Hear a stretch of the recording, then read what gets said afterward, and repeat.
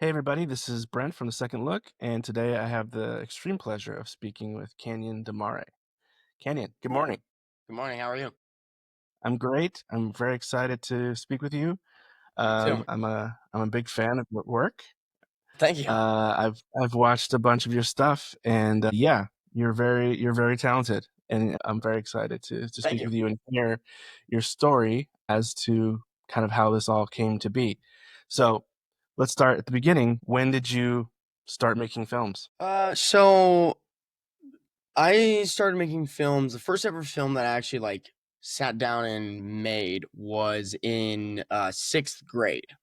So I was in middle school, and originally I didn't want to be a filmmaker. I wanted to be a video game creator because I played a lot of video games when I was younger. I wanted to create video games, and I would sit down and plan out video games, like everything that was going to be in them and stuff like that. And they were always, it's kind of funny because all the planning I always did was always story related. So it always had to do with the characters in the game, the setting of the game, what they were doing, things like that. But then I came to realize that there's a lot of coding that has to do with it, or I didn't understand at the time that you could do one or the other. I thought, oh, I have to know coding, I have to know all of this. So I kind of didn't want to do that anymore.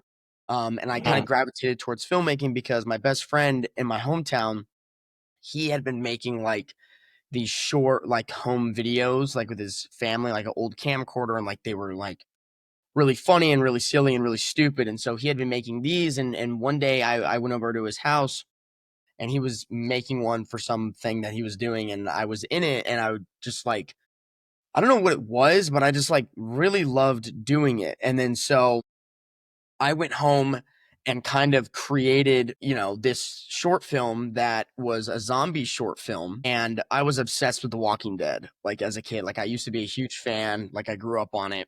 I was a huge fan. And I don't know if you've ever seen the movie Super 8 by J.J. Abrams. Yeah, so that movie had come out as well around the time when I started making films. And in that film is about a group of kids making a zombie film. So it all just kind of sort of lined up. And so I wrote a script with my best friend, and we were going to film it at our middle school, which, come to think of it now, was pretty ambitious as your first film to try and get permission to film in a school. So we wrote it with the idea of filming at our school. We casted a bunch of our friends in it. There was maybe 14 or 15 of our friends in it. And then we went to the principal to get her to allow us to film. And she was like, yeah, you guys can just come in on a weekend, like a Friday, Saturday, Sunday, and just shoot. And so we get there on the first day of shooting, and she forgot that it was the day of shooting. So there was no one there to unlock the school for us to get in. So there's 15 of our friends outside, and then we ended up just not being able to shoot. And then so the next day on Saturday, half of the people showed up. So we had to cut so much stuff from the film. We had to cut a lot of characters. We had to combine characters. But at the end of the day, it's just not good. It was so bad. We filmed it on a tablet that I swear is from wish.com, and it just was not good. And me and him acted in the film too, so we kind of didn't really do a whole lot of directing. We were just kind of and my dad was the cameraman, so I was like, "Hey, just kind of film this." And every scene was almost one take, just one camera angle, just following everybody around. There was no cutting, there was no but that's basically where I started. And then since that film, I then kind of progressed into making fake trailers for movies that I wasn't going to make. But the trailers were always zombie films. Always. It was me and my neighbor across the street that lived when I lived there. He would come over and we would just make these fake trailers, and I would always upload them, and people loved them. And I wasn't really taking filmmaking seriously as thinking about it being a career that I wanted to do. It was just something that I really enjoyed doing. And then in my hometown, they had a film festival that was going on. And they had been doing it for 8 or 9 years, and I never heard about it. And then my dad decided to take me to it because they had a youth filmmaker workshop. I think I was a freshman in high school at this point. And so he took me there.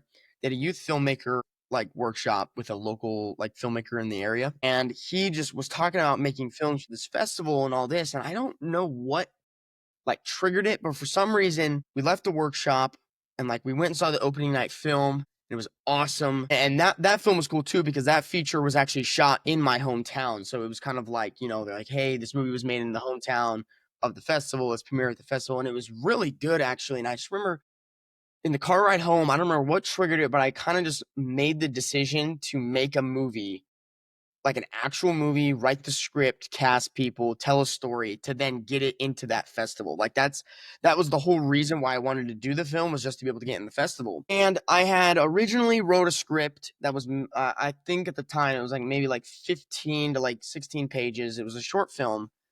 And I was just like, you know what? No, like I feel like I'm not telling enough here. Like I feel like there's not enough here. And I ended up extending it to 90 pages. And the first ever movie that I actually sat down and scripted and casted actors and did the whole 9 yards for was like a 90-minute feature film that I was the main actor. I directed it, my brother shot it, and the rest of my family and my best friend played all the other characters. And what's crazy is the movie was about my character finds a cloning device and clones himself. And then the clone turns evil. And there's this whole thing that has to do with like the Human Genome Project, the government, secret organizations. It was so convoluted for my first film. And then so I ended up playing two characters because I was me and a clone. I had to direct, I wrote it, I then edited it. So I like did everything, casted my family in it. And it took us like 2 months to make. Because I shot it over winter break because my brother came down from college to like shoot it, and that was so much fun. I just and for some reason it didn't click in my head then that I had decided to take on possibly the biggest thing that I could take on for my first film, being like a feature. Because like you talk to people nowadays and they're just kind of like, you know, a lot of filmmakers that I talk to have never made a feature. They're like making short films and Right. they're like, man, I want to make my first feature. And it's so weird to me because when I'm in a conversation like that, I was like, yeah, my first film was, I mean, it's not good. The movie's not good. It's terrible. You know, I thought it was really good at the time and it generated so much hype in my hometown, and it ended up getting into that festival, and it played on the very last day, the very last showing on a Sunday, and the theater was full. Every single seat was filled. And it was from people from the festival, people around my hometown, because I had wanted to do a premiere for the film because it was getting, I was like a sophomore at high school at the time, and it was getting so much like buzz at school where people were constantly asking me about it, constantly asking me what's coming out, because I like made trailers. And it was weird because the trailers I made for this film were for an actual finished film. So I like, you know, it wasn't these fake trailers that I had made before. So people were genuinely like excited for it. And I was Yeah. trying to do a premiere. I just couldn't get it to go. So I just released it on YouTube because I was like, people were so excited to see it. And I was like, man, I just want people to be able to see it. So it had like a YouTube premiere, but then the festival. So it came out in February of 2017. And then October of 2017 is when it premiered at the festival.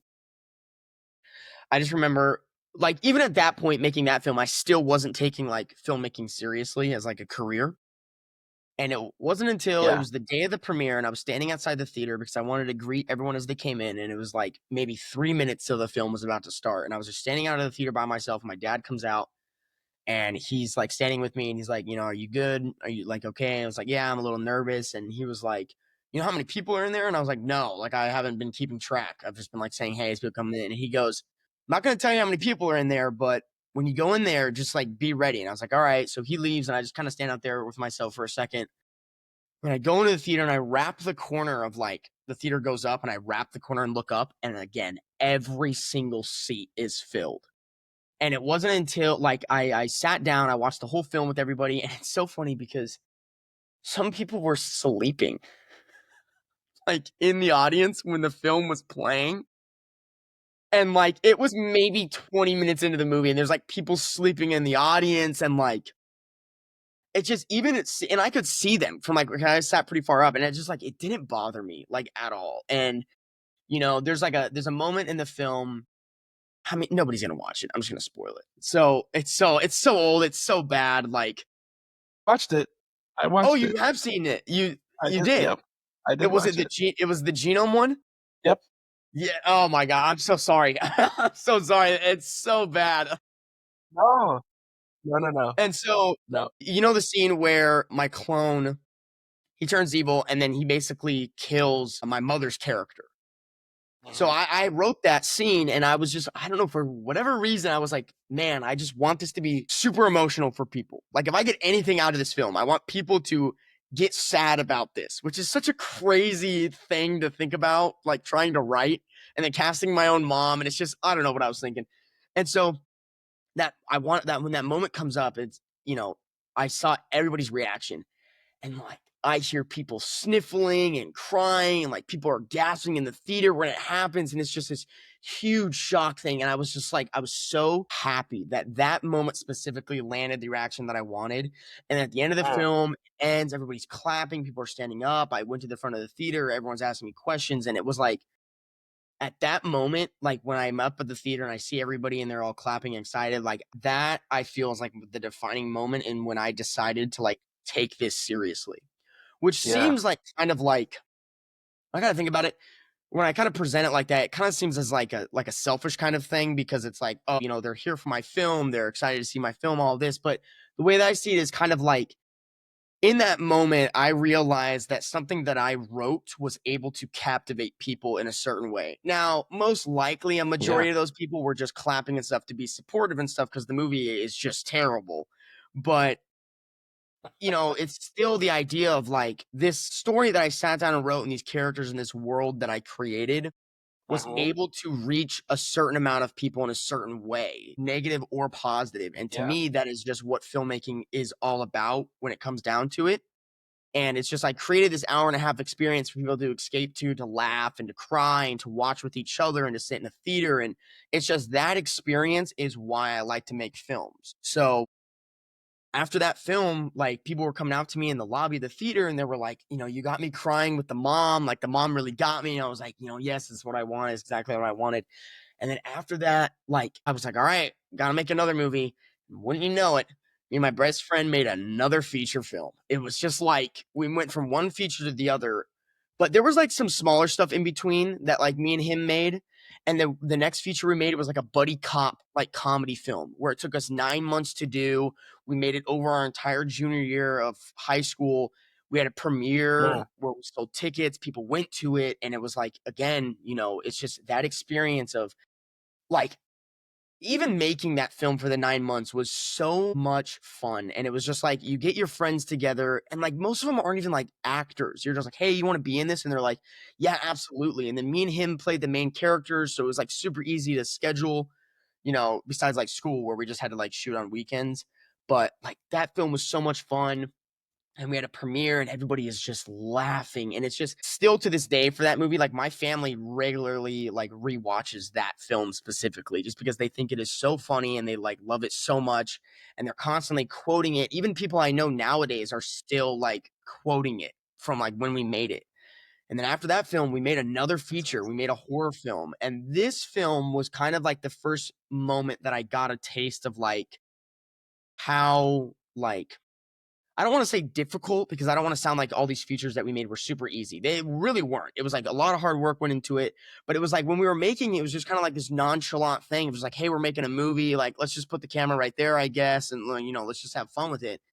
But the third feature that we did after we graduated high school and it was summer break, and we wanted to make a horror film, like a real serious feature, with character arcs, character development, all this stuff.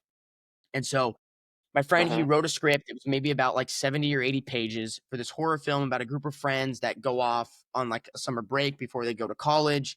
And then these like masked killers like kind of terrorize them in a house. And it's like a survive the night kind of like concept. Huge inspiration from like the Strangers movies and all this. And so basically we like wrote the script, we casted a bunch of actors and we started shooting. And we kind of were shooting on like a 2 month like time crunch, and it's Arizona. It's the middle of the summer, so it's super hot. You got to wait till the sun sets to like start shooting. And since the majority of the movie takes place at night, the sun sets later. And it was just all of these things that were causing problems in the Mm. production. And the biggest thing was that we were like running out of time because he was going off to ASU for film school. Two of our other friends that were in the film were going off to college. And so we were on this time crunch of like, hey, we got to get this done. And we ended up just running out of time. And so we had to rewrite the entire ending of the script. So it went from like a 90-minute script to like a 90-page script, to like a 50-page script. And so we had to shrink the ending, Mhm. and it ended up being the shortest feature that we've done, where it's like 47 minutes. And it kind of sucked too because I think the original story and the original way it went was so good, and I was so excited to do it, and we just had to cut it. But like everyone was super supportive about it, all the actors and stuff that we were working with. So we made that film, and then they all, everyone went to film school, and I had decided at the time to not go to film school. I was super on the fence about it my whole senior year. Like everyone was pushing me to do it. And I was just kind of like, still to this day, I don't really exactly know why I didn't go. There's a whole lot of reasons, but it's like I can't really pinpoint one thing. But I ultimately just decided not to go. And I've never been to film school. So I've never gone back. I never decided to go. And so my friend went to film school, and then COVID hit, and he ended up having to come back home. And, at that point, after he left, I had like moved out on my own, and like I had like two jobs and stuff. And so I wasn't really getting a whole lot of time to like make films because the one guy that I had made all these films with was like gone. Mhm. And so like it kind of felt like I wasn't able to really make anything. And then he came back, and Yeah. I created what I think like to this day is like the best like story that I've ever like written, which is for a short film that I made called Days Gone By, which is like they call it like a magnum opus. Like this story is like the one story that I've made in all the years I've been doing this that I am the most like passionate about. And so, and it was a short film. It was like a 30-minute short film. And I think it's like the best thing that I've ever made to this day. And like I made it like 4 or 5 years ago.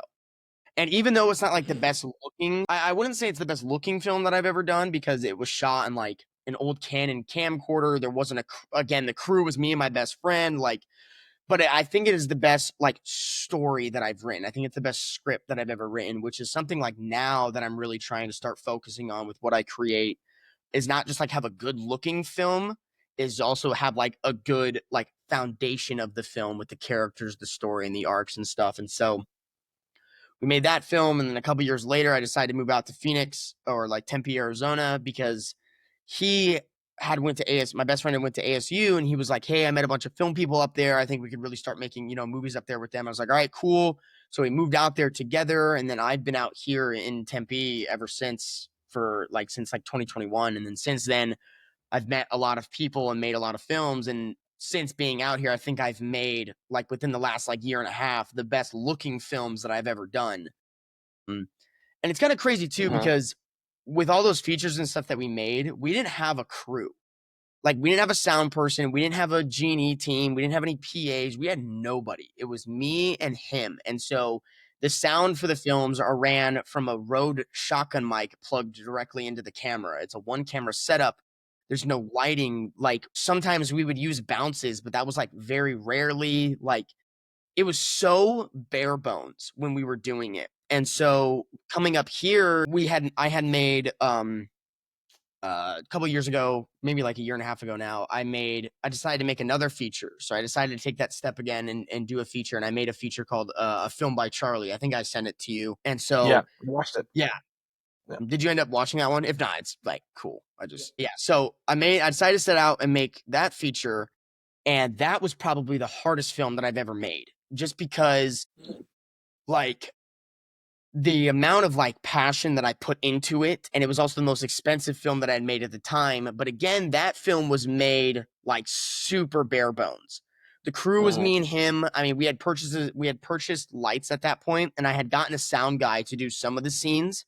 But a lot of the stuff where it's just me in the shot is just because I, play the main character again, which again, I don't know why I decided to do this again. It's just a lot of the shots that it's just me were just me on set. So I would take the day, write out what shots I needed to get at, because it was filmed at my apartment. It was with my cat that's in the film.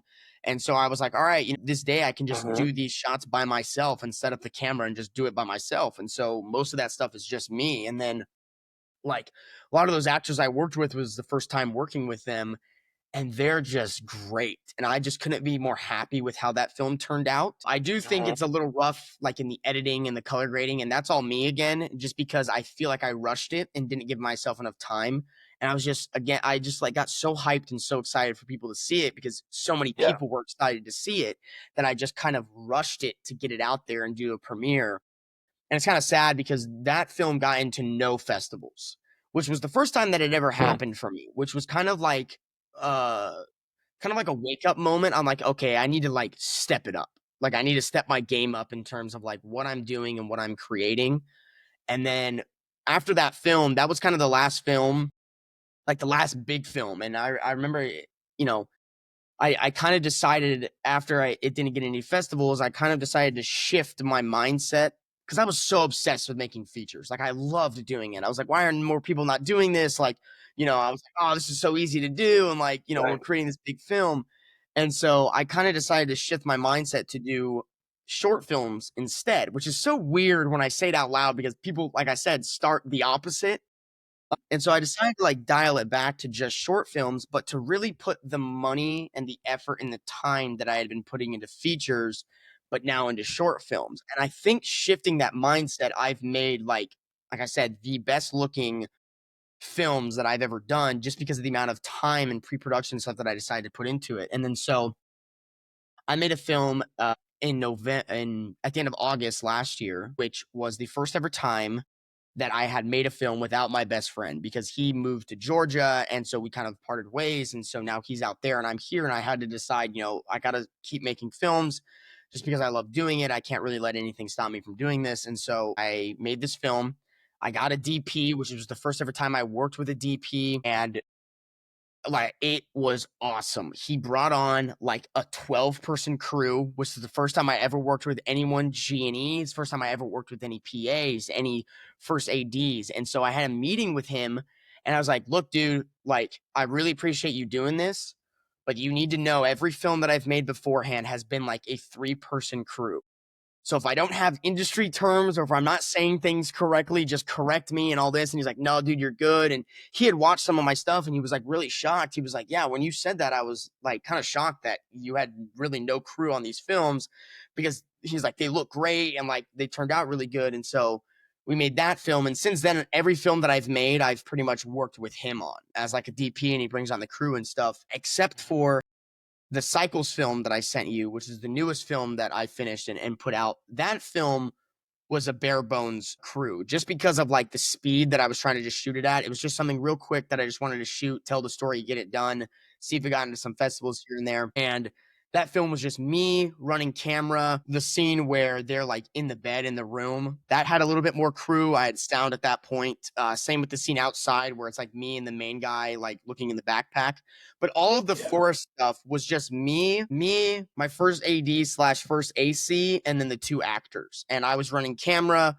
We kind of just showed up there at the forest on set that day, didn't really scout it beforehand, and was just like, all right, let's shoot this here. Let's shoot this over here. We didn't have any lighting. I didn't bring any bounces. I was running FX30 and a ND filter on my lens, and like that was it. And we just went out, we shot it, we got it done. And again, like I think that film looks like really good, and it premiered at the Chandler Film Festival a couple months ago. A bunch of people came out, saw it, they loved it, and that's kind of where I've been at. And we just wrapped production on a horror film that I'm shooting, which I am so excited about and we just wrapped production on that. That was like a 3-day shoot. That film was super long, but it looks great.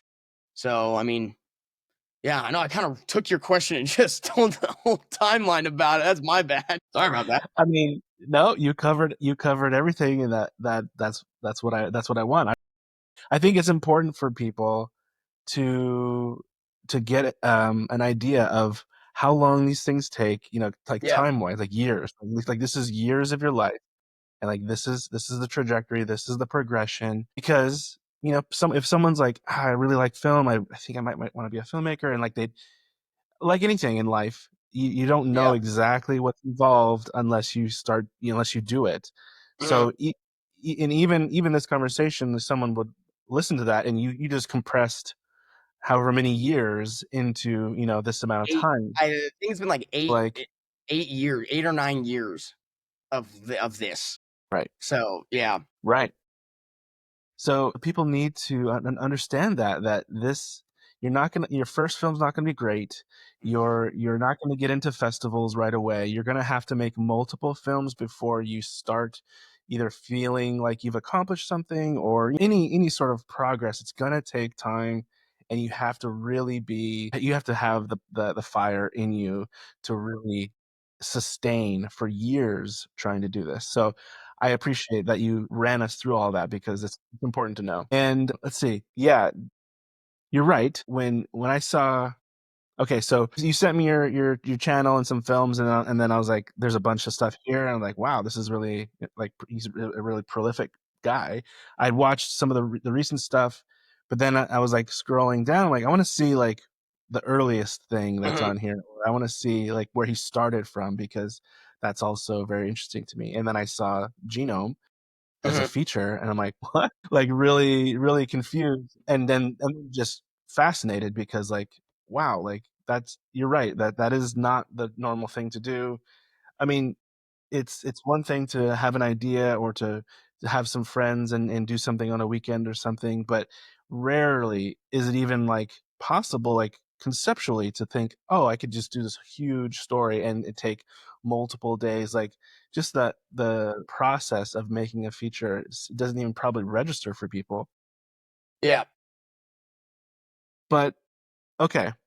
But so it's very impressive. The fact that you're starring in it and playing dual roles, the fact that you have, you know, your family, it's a very you can tell it's a very tight-knit group. Yeah, yeah, And and that the story is there, like you have all the beats, like there's all this development in an arc, and then there's a climax, and like there's all this stuff, and it's like how you like the technical things that you're describing, like sure, like mhm, the sound mix isn't spectacular or whatever, but really, honestly, the core essence of what you need in a feature is there, and it's just I was just very impressed by that. So, and then yeah, but I really like what you said about after having gone through multiple features, then deciding to take a step back instead of going up, up, up, and bigger, to step back and kind of really focus it on a shorter project. I think it's very smart because uh, it would be you could probably see like it would exponentially more difficult to take the same amount of focus that you put on these newer short films and put it that as a oh, yeah. feature because then that's like a budget and Mhm, that's like a schedule and you have a crew and then it's when it's just you and your friend because I know this from my own experience when it's just you and your friend there's no budget, there's no time constraints, there's nothing like that holding you back, and it does seem easier, mhm. and then it gets more complicated, more people get involved, the equipment involved. Okay, let me see here. You covered so much, and there's a lot I want to talk about.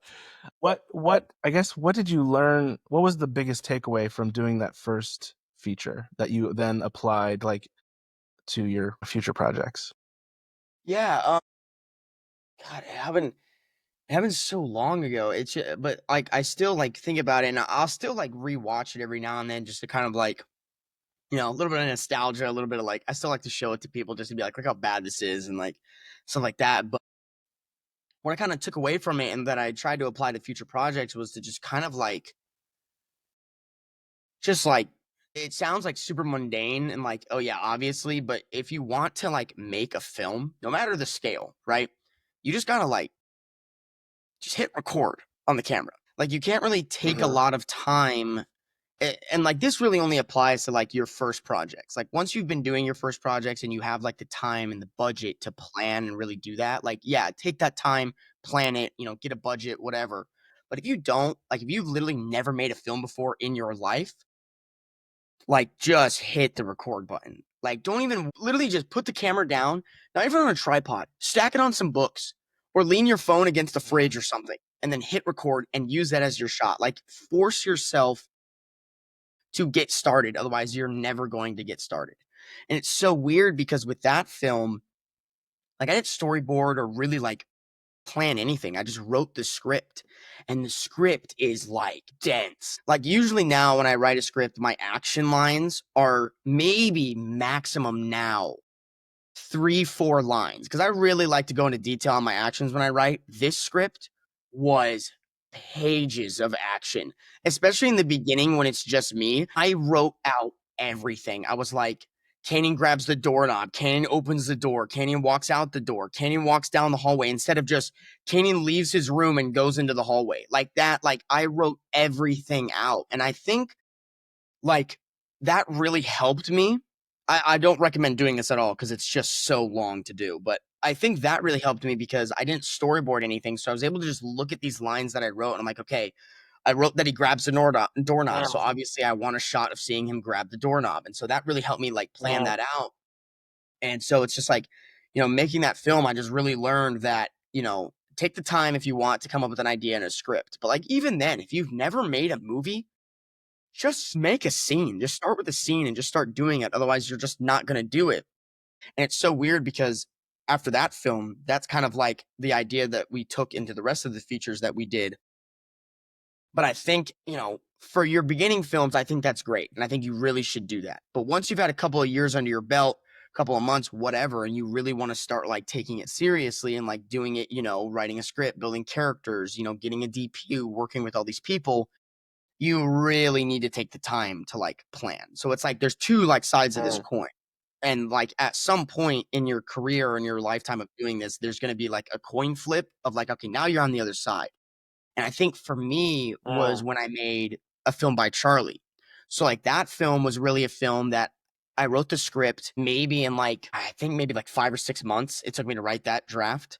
And once I was done with the draft of the script, it went through maybe 2 weeks of rewrite and I was casting and we were shooting. And I just kind of like really mm, rushed the process, but the casting wasn't really like rushed. I think all the actors are great. It's a lot of first time I've worked with a lot of them, and they were able to take these characters that I created and make them 10 times better than what I ever thought they would be. It's just in the plan of me planning, okay, the shots that we are going to get, the technical aspects of it, post production with like editing, like that film. I feel like if I would have taken a lot more time to do, it would have turned out like so much better.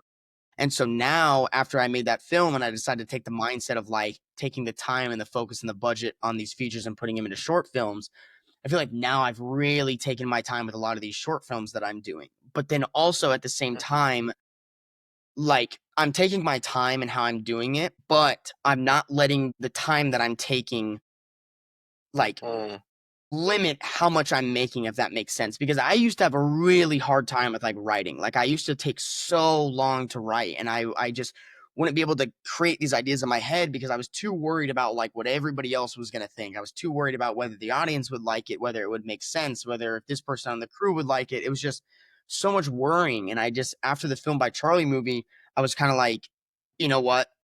I'm just not gonna worry about that, and I'm just gonna write the script that I want. And I basically had to like trick and convince myself to just get over that hurdle, to basically just like make myself delusional in a sense of like, don't care what anybody else is gonna think about this script. Write it, get it done, start shooting. Because once I start shooting, all of that like worry and second guessing about this script like goes away for me because I'm too into shooting. I'm too like in the pits of it, and I've got so much anxiety when it comes with shooting that I don't got time to worry about what people are going to think like after the fact.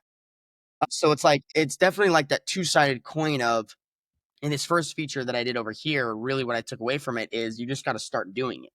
But then once you've done enough of just start doing it, you got to flip that coin eventually to then really take your time to plan out these films because the film that we just finished, the horror film, probably has the most pre-production that I've ever put into a film because I really wanted it to look a certain way. I wanted it to feel a certain way and have a certain vibe and a certain ambience, which you want for every film, but like horror specifically. And like this film, I was super passionate about the story. And like I wrote the script maybe over like 3, 4 months. And then I casted and we got a crew together and did it. And I'm really happy that I took all of that time to plan this film because I think it turned out great. And like I'm in the middle of editing it right now. And like every frame that I'm seeing, I just know because of so much pre-production that went into this film is the reason why it looks like this.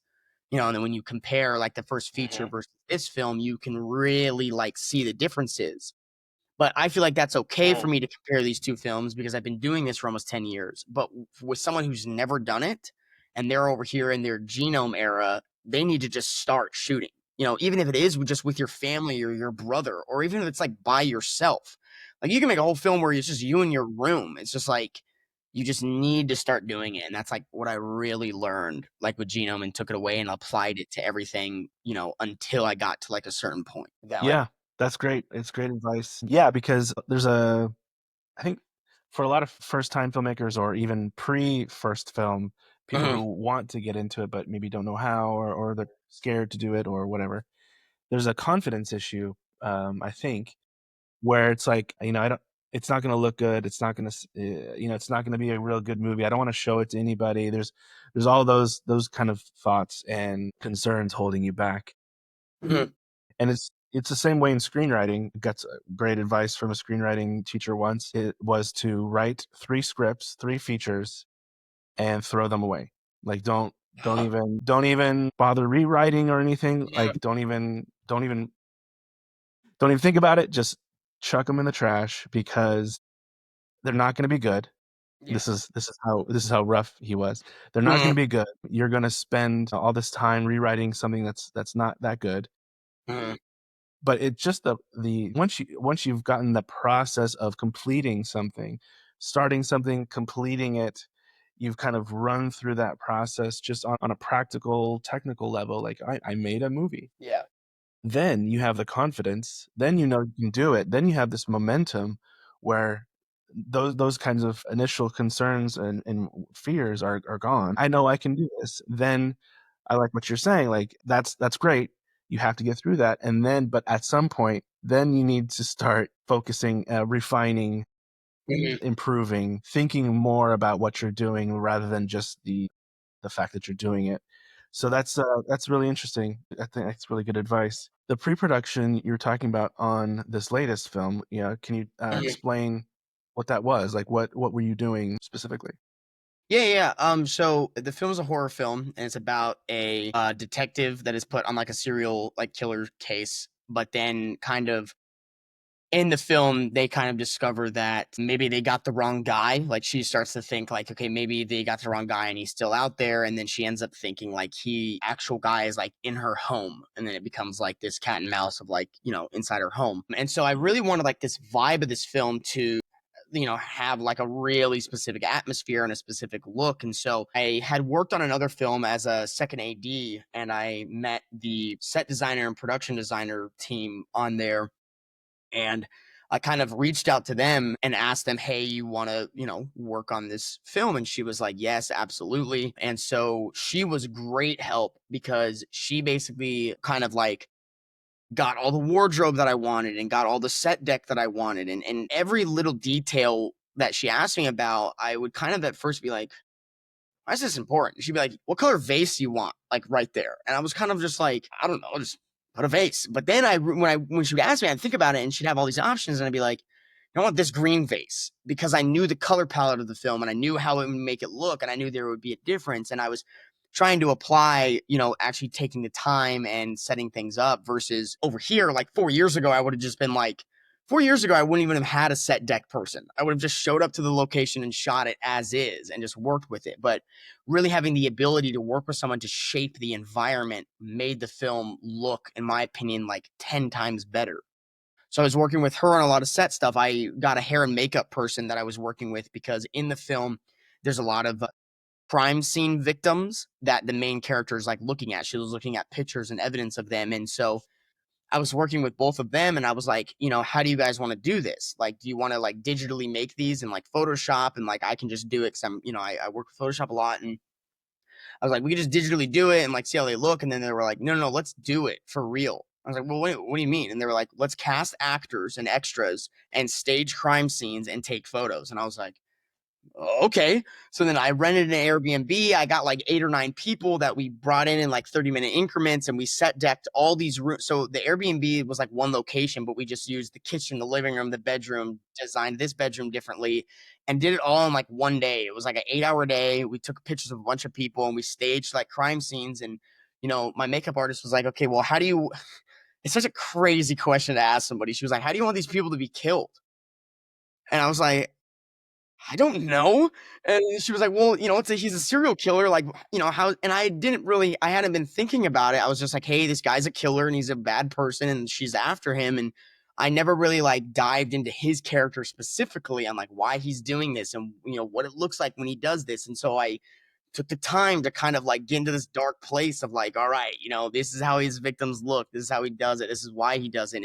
Her asking this one question really helped me build out this character even more, which then helped the actor that played him. And, he had a certain way he wanted to bring his character. And, working with actors, I always let actors kind of do what they want at first and really like, because to me, I'm like building a blueprint and then I see what they can come up with. But even just my makeup artist asking me, how do you want these people to be dead really helped us build it out. And I'm so glad that she asked me that, because then she brought up some ideas that were like pretty gruesome ideas, but they just look great. And so we got all these extras and we make them, we put a bunch of SFX makeup on them and made them look great. And then, like it added so much production value to have these photos actually be real, because then we can get close-ups of the photos. We can actually like show them in good detail. Yeah, And, like, we yeah, can actually get my main actress's reaction to seeing these photos, even though, like, she knows they're fake, but she's just, like, seeing them like, "Holy crap, these are, like, real people that I'm seeing," and, like, it just again, and then when you watch this film, it just adds so much extra value to it for a viewer, because you're like, "Damn, they really took the time to get all these people and really do it," and it's like, that's not the easy way to, like, do it. Easy way would be to get people on Google Images or like, stage them digitally or whatever. But it's like we actually took the time to do it. And come to think of it, like talking about it now, it seems to me like that may have been the easiest thing to do it, because I had to do some digital Photoshop stuff for the film. Also in the pre-production, I needed my main actress to have like a police graduation photo where she's shaking hands with like a police commissioner, like accepting her badge and things like that, to kind of just like show where she came from, like in the film. Because we do a scene where like we go through her bedroom and show all these photos and stuff.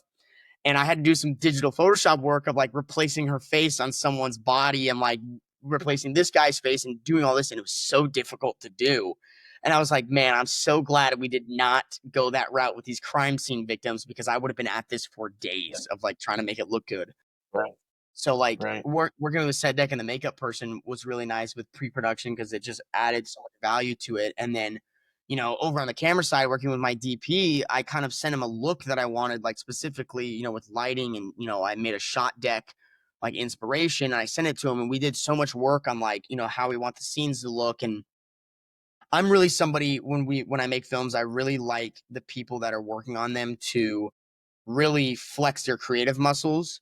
So if they have an idea, I just let them go with it. Like, hey, if you want to try this shot, like, let's do it. I'm all for it. And so I really let him take reins on certain shots that we would get, in certain ways that things would, look. And I'm so glad that I did too with that, just because it looks great. And some of these shots that he came up with and some of the stuff that he decided to specifically do himself, I never would have thought of in a million years. And so I'm so glad that he decided to do that. And it just looks great. And then with me, with a lot of the pre-production stuff that I had to do, is I really had to like, it sounds again mundane, but like really work with the actors, because usually on a lot of films that I would do, I would cast people, have like one conversation with them, and then we would get onto set, and then I would just direct. With this film, I really like dived into with the main actress on like this character specifically, like background, where she came from, why she is the way that she is.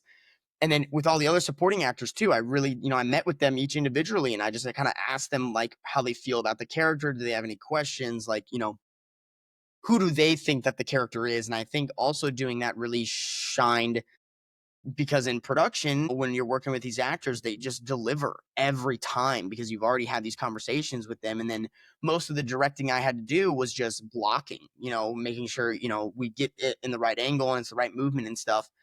And so doing a lot of the pre-production stuff like really, really helped, because I think it just helped the production go a lot smoother. And then now in editing, I'm seeing the hard work that we put into the months prior is really showing in like every single frame of this film. Mm, So it's like from now on, every film's gonna have this level of pre-production, just because of like how good it turned out. yeah. No, that's fantastic. I think that's something a lot of people should the takeaway from what you're saying for me Mhm. is that people they have the script done, let's say. and they wanna just go, they wanna just shoot, and they can. They have the camera, they have the actors, kind of like what you're describing your earlier projects, Mhm.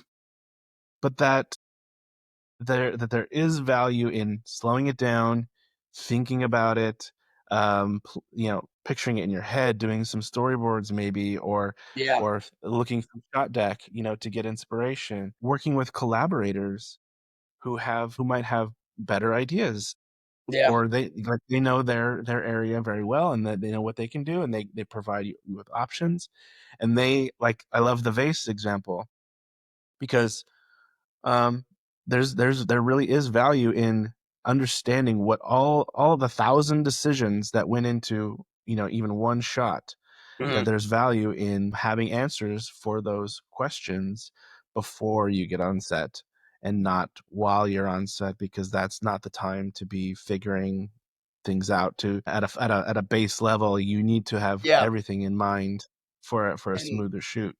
really with like working, you mentioned working with collaborators, like switching to like the production side when we were shooting. Like I haven't worked with a lot of like G&E teams like me specifically. I haven't really worked with a lot of gaffers, a lot of key grips, and with this film I worked with a guy on a couple other films, and I was like, I really want this guy on our set. Like, I really want him to be, the lighting technician. Like, I really want him and his team to be in charge of lighting. And my DP really likes working with him too, so they're pretty close, and they've worked on a lot of stuff together. So he ended up getting him on the film, and I'm so glad that we did because the lighting on this film and the ambience and just again the way it looks is just it is the best looking thing I've ever done, and it looks so good. And it's crazy because on set we had a shot list and we had it planned out and we had like, a amount of time that we had per day to do it. And I'm a huge guy about like time and shooting just because I think of from where I came from, where like all these films that we would do over here when I was in high school, we would shoot for maybe like 4 hours a day max.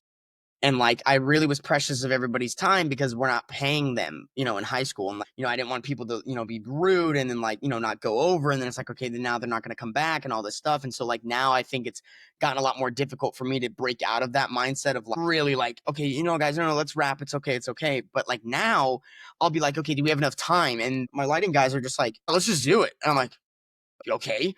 And like with this film, I didn't pay anybody on this film, but like I covered gas and covered some stuff that people bought and things like that.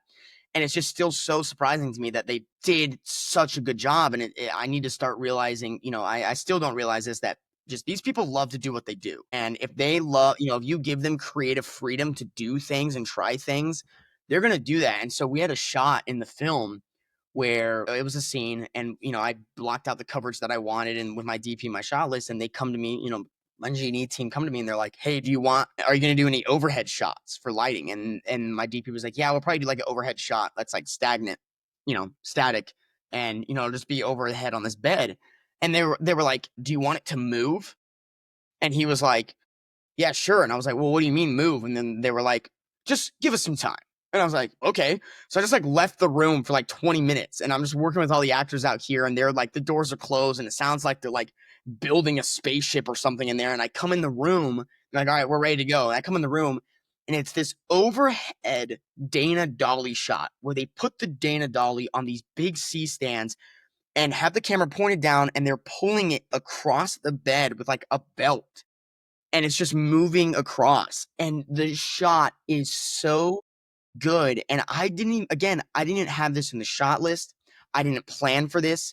In my mind, I'm planning the most basic coverage possible because I'm so concerned about everybody's time that they just took 20 minutes out of the day to do this.